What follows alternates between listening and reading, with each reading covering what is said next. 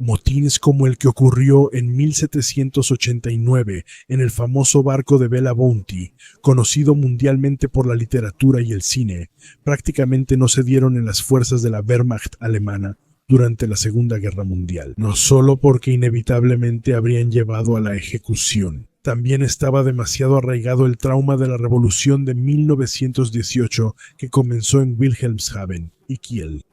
En ese entonces, marineros y fogoneros en numerosos barcos y botes de la flota de alta mar imperial se negaron a obedecer, y en lugar de la bandera de guerra imperial, izaron banderas rojas. Sin embargo, en 1945 sí hubo un motín, que ocurrió solo unos días antes de la capitulación, el 8 de mayo, más precisamente, el 5 de mayo, en el dragaminas M612. Aquí está una imagen de este tipo de bote, porque en lugar de unirse a un transporte hacia Curlandia, la tripulación, bajo el mando del maquinista de 21 años Heinrich Glasmacher, encerró por fuerza de armas al comandante, un teniente de navío. Luego se apoderaron del bote. Después de neutralizar a otros 2 oficiales, intentaron llegar desde el puerto danés de Fredericia hasta Flensburg, en Alemania. Sin embargo, varias lanchas rápidas los interceptaron. En la corte marcial posterior, 11 miembros de la tripulación fueron condenados a muerte por fusilamiento y otros 4 a penas de prisión. También en la Marina, esta vez en la Marina moderna alemana, se supone que alrededor del 7 de noviembre de 2010 ocurrió un motín menor en el buque de entrenamiento Gorch Fock. Los cadetes navales, como se les llama a los aspirantes a oficiales de la Marina, se negaron a subir al mástil por miedo, después de que una cadete inexperta cayera y muriera. Pero el hecho que acabo de describir, que yo mismo solo he llamado una especie de motín, no es en absoluto, ni siquiera remotamente, comparable con los acontecimientos que durante la Segunda Guerra Mundial fueron llevados a cabo una y otra vez en la Wehrmacht, por los llamados soldados extranjeros vestidos con uniformes alemanes. En mi video Texel 1945, la traición de los georgianos, ya hablé del motín del batallón de infantería, Georgiano 822, que fue integrado en la Wehrmacht y contaba con 756 hombres, siendo utilizado como tropa de ocupación alemana y para defenderse de un posible desembarco aliado en la isla holandesa de Texel, en el Mar del Norte. En la noche del 5 al 6 de abril, asesinaron de manera brutal a su personal alemán mientras dormía, con quienes incluso habían celebrado la noche anterior. Hasta el amanecer, se dice que hasta 400 de los que dormían y de los desprevenidos centinelas alemanes desplegados en la isla fueron asesinados. Esto siguió hasta que las unidades alemanas traídas a la isla mataron a la mayoría de los amotinados.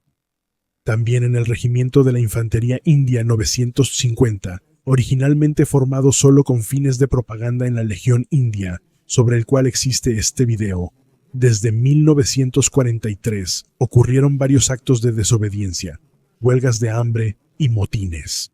Un gran número de soldados de la Infantería India primero se negó a ser trasladado de Alemania a la dura costa norte del Atlántico en los Países Bajos. Luego, tras su traslado al sur de Francia, al muro sur cerca de Poitiers, en 1943 y al inicio de la invasión aliada en 1944. Aquí, en agosto, durante la inspección del mariscal de campo Rommel, se negaron a luchar contra las llamadas tropas francesas libres o grupos de partisanos.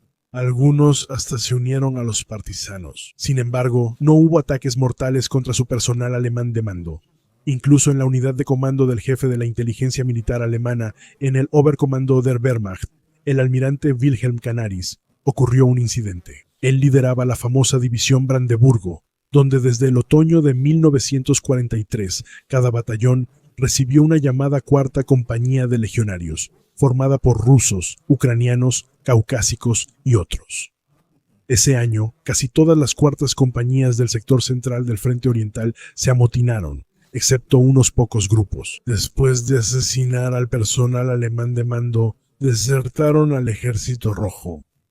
Para ese entonces, el ejército alemán estaba repleto de soldados extranjeros de todos los países, con todo tipo de motivaciones y calidades.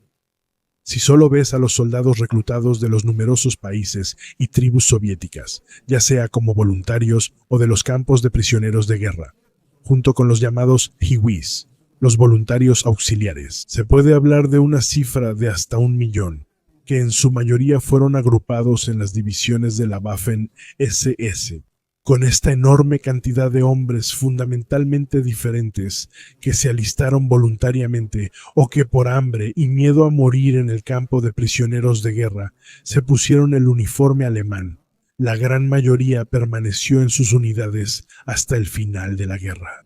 Sin embargo, muchos de los soldados extranjeros empleados en la Wehrmacht también fueron responsables de numerosos crímenes de guerra, y como ejemplo, se menciona a la llamada Policía Auxiliar Ucraniana, que también participó en el Holocausto y en el motín de los ucranianos mencionado anteriormente. En Texel sigue habiendo un número considerable de incidentes en los que los soldados extranjeros se volvieron contra sus camaradas alemanes, resultando en la muerte de un número significativo de ellos. Así ocurrió en Villefranche-de-Rouergue, Francia, en la noche del 16 al 17 de septiembre de 1943, con la división de montaña SS-13 de Handschar, croata número 1. Internamente, a los soldados musulmanes también se les llamaba musul-alemanes. En esa noche del 16 al 17 de septiembre de 1943, un agente comunista infiltrado, el teniente bosnio Ferit Kanić, quien anteriormente había servido en el ejército real yugoslavo y ahora era teniente al servicio de los alemanes, junto con otros 3 en el batallón de zapadores de montaña SS-13, inició el levantamiento que él mismo había planeado, durante el cual 5 oficiales alemanes fueron asesinados. Sin embargo, antes de que llegaran las fuerzas alemanas, el batallón Imán Alim Malkosh logró, mediante discursos dirigidos a 2 compañías bosnias, que estas 2 unidades sofocaran el motín en pocas horas, resultando en la muerte de alrededor de 150 insurgentes, incluido el líder Kanić. Otros 18 fueron ejecutados tras varios consejos de guerra, y 805 bosnios considerados poco confiables fueron trasladados a Alemania para realizar trabajos forzados en la organización TOT. Ellos se resistieron a ser empleados por la organización TOT. 265 fueron llevados al campo de concentración de Hamburgo-Neuengamme, del cual varios no sobrevivieron. También en Francia, casi un año después del motín en la división croata Handschar, el domingo 27 de agosto de 1944, tuvo lugar el motín más sangriento. Los ejecutores fueron 2 batallones Schuma de la división de granaderos de la Waffen-SS 30, donde Schuma quería decir Schutzmannschaft. Aquí en la imagen están los comandantes de los batallones Schuma 102, 115 y 118. Esta tropa mixta de voluntarios y reclutas de Europa del Este, con una proporción especialmente alta de bielorrusos, fue formada el 31 de julio de 1944 a partir de la llamada Brigada Schutzmannschaft Siegling, nombrada así por el Obersturmbannführer y teniente coronel de la policía Hans Siegling.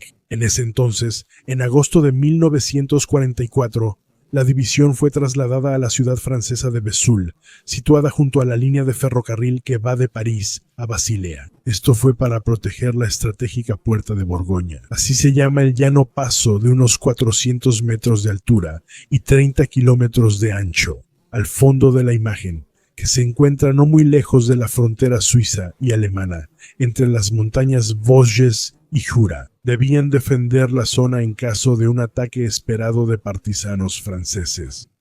Según se informa, la moral de la tropa era catastrófica. El personal alemán, tanto oficiales como suboficiales, supuestamente despreciaba a los soldados ucranianos, a quienes consideraban inferiores, mientras que estos, a su vez, desconfiaban de los alemanes y no tenían ningún deseo de tener que luchar contra los franceses, sobre todo porque la situación de la guerra había cambiado drásticamente a favor de los aliados, que avanzaban rápidamente.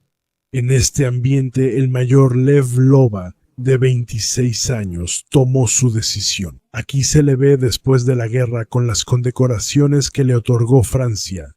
Primero quería reunirse de manera clandestina con los líderes de la resistencia francesa de antemano. Luego, llevándose todas sus armas y equipo, planeaban desertar en grupo y unirse a los franceses en la lucha contra la Wehrmacht. Y mientras el capitán Negrevetsky, comandante del otro batallón ucraniano de Schumann, que también estaba decidido a amotinarse y que se encontraba en el campo de Val de Jón marcado en rojo, ya se había reunido con representantes de la resistencia francesa el 23 de agosto. El mayor Loba también se reunió con líderes de la resistencia en Vesoul un día después. Casi no pudieron creerlo. Los representantes de las fuerzas francesas del interior, como el nombre formal de las fuerzas de resistencia lideradas por el general de Gaulle, aceptaron la propuesta de los ucranianos de cambiar de bando con armas y equipo, un regalo tan increíble en tiempos de guerra. Sin embargo, también pusieron condiciones. Primero, los partisanos franceses no apoyarían activamente el motín ucraniano planeado de manera traicionera. Segundo, ambos batallones ucranianos, después de un motín exitoso, serían integrados bajo la estructura de mando de las fuerzas francesas del interior. Finalmente, para demostrar su verdadera intención de desertar, los ucranianos tendrían que matar primero a todos sus oficiales y suboficiales alemanes, sin tomar prisioneros. Todo comenzó en la noche del 26 al 27 de agosto de 1944, con el batallón ucraniano bajo el mando del capitán Negrevetsky. Asesinaron a todos los oficiales alemanes y desertaron hacia los franceses con una fuerza de 500 hombres, llevándose un cañón antitanque, 4 morteros de 82 milímetros, 8 ametralladoras pesadas y su armamento personal. Después de que en la mañana del 27 de agosto llegaron informes sobre este motín nocturno al otro batallón bajo el mando de Loba, el comandante alemán de la SS Hauptsturmführer y capitán de la Policía de Protección, Karl Hanstein, quien estaba asignado como comandante del tercer batallón en el regimiento de granaderos de la Waffen SS 75, organizó una reunión secreta con otros oficiales alemanes. Fue oculta de los ucranianos para informarles sobre la situación. También había llegado una orden de la división de trasladar el batallón Schumann, comandado por Loba, con una fuerza de más de 1000 hombres y sus 300 carros tirados por caballos y carretas, de regreso a Vesoul, donde debían ser desarmados. Sin embargo, esta orden de retirada había hecho que Loba sospechara que el mando alemán se había enterado de su plan y que ahora tomarían medidas en su contra. Mientras marchaba a la cabeza de la larga columna tirada por caballos en dirección a Vesoul, rodeado de soldados ucranianos, en el centro del grupo marchaban los alemanes con las armas pesadas tiradas por caballos. Detrás de ellos seguían más ucranianos. Luego, cerca del mediodía, llegaron al pueblito de Noidans-le-Ferrus. Cuando la columna pasó un cruce de carretera y ferrocarril determinado por Loba, Loba le dio a su ayudante de confianza la señal acordada con un movimiento de cabeza, el disparo de una bengala verde. Pero cuando ésta subió al aire con un silbido, al principio no pasó nada, como solo un puñado de oficiales ucranianos y aún menos soldados conocían su plan, y ninguno de los pocos iniciados tuvo el valor de disparar el primer tiro. El teniente Hirschuk, que cabalgaba detrás de Loba, gritó en ucraniano a la multitud que la siguiente señal para amotinarse es ponerse el casco. Automáticamente, los soldados ucranianos obedecieron la orden, y también un teniente superior y primer teniente de la policía que cabalgaba junto a Hirschuk, un exoficial también se puso el casco. El ucraniano aprovechó, giró hacia el alemán desprevenido y le disparó varias veces en la cabeza. Cuando el hombre herido fatalmente cayó del caballo, eso marcó el inicio del motín. Los soldados alemanes, sorprendidos, no pudieron defenderse y los ucranianos les dispararon o estrangularon a quienes estaban cerca.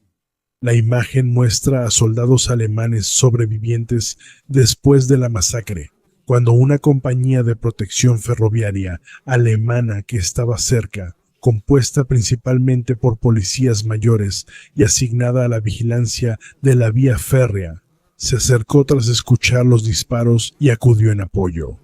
Loba les gritó que se trataba de la defensa contra un ataque de partisanos.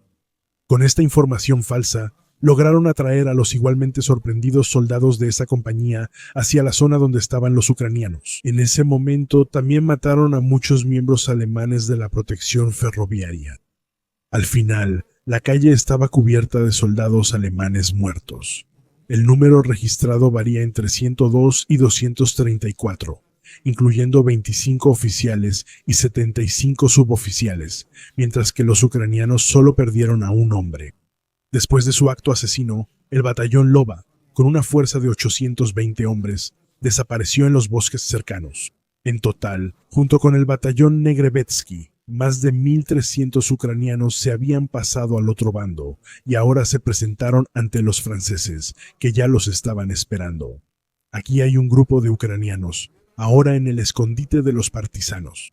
Casi como un regalo de bienvenida, el batallón Shuma-Loba trajo consigo 4 cañones antitanque, 4 morteros de 82 milímetros, 37 morteros de 52 milímetros, 21 ametralladoras pesadas, 120 ametralladoras ligeras, 10 fusiles de asalto, 700 fusiles, 130 metralletas, 500 granadas de mortero de 45 milímetros, 1000 proyectiles de lanzagranadas, 500 caballos, 280 carretas y alrededor de 1.000.000 de cartuchos de munición de infantería. Al principio, ambos grupos ucranianos fueron integrados como primer y segundo batallón en las fuerzas francesas del interior. Más tarde, una gran parte de los ucranianos pasó a la 13ª Media Brigada de la Legión extranjera, que estaba subordinada a la Primera División de la Francia Libre, y fue trasladada a Marsella, en el sur de Francia. Después de la guerra, una gran parte permaneció en la Legión y fue enviada a Indochina, donde esta vez pudieron luchar y morir por Francia. Aquellos que, después del final de la guerra, decidieron regresar a la Unión Soviética, fueron condenados allí a 25 años de prisión en el Gulag. Algunos también fueron ejecutados como traidores. Los soldados alemanes que murieron durante los motines están enterrados en el cementerio militar de Andili, a unos 10 kilómetros al norte de Toul. Este cementerio militar, con 33.085 caídos, es el monumento memorial a soldados alemanes más grande de la Segunda Guerra Mundial en Francia. Debido a estos incidentes, 2.300 ucranianos considerados no aptos fueron enviados a los regimientos financieros de las llamadas armas en deshonra en Alemania. 5.500 permanecieron en la división. Pero este tipo de incidentes incluso aumentaron a medida que los aliados se acercaban. Por ejemplo, el 17 de octubre de 1944, en la división de montaña de la Waffen-SS Kama 23, formada desde el 10 de junio en el este de Croacia, se produjo un motín en el que supuestamente un oficial alemán fue asesinado. Sin embargo, la propia división sofocó rápidamente el levantamiento. Y justo como pasó la noche del 16 al 17 de septiembre de 1943, soldados de la división de montaña de las Waffen-SS Handschar 13 de Croacia se amotinaron otra vez en septiembre de 1944, ahora por segunda vez, después de que el líder partisano comunista Tito, aquí a la derecha con comandantes de las unidades partisanas, ofreciera una amnistía general para los croatas que luchaban del lado alemán.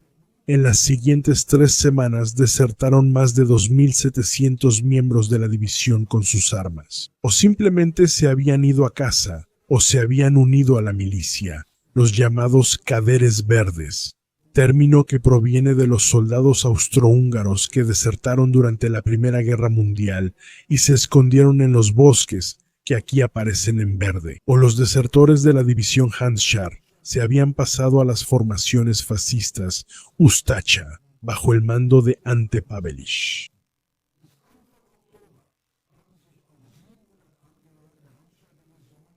Hasta principios de octubre, 700 miembros de la división Handschar también se habían unido al particularmente cruel tercer cuerpo proletario de partisanos, que al igual que otras unidades de Tito, fueron responsables de numerosos crímenes de guerra contra prisioneros de guerra alemanes que hasta hoy no han sido castigados. También hubo un motín en diciembre de 1944 en Hungría, donde estaba la división en Budapest, dentro de la infame SS Unidad Penal, bajo el mando del Oberführer Gustav Dirlewanger, quien era odiado por el Wehrmacht por su brutalidad extrema e indiferencia por las reglas de guerra.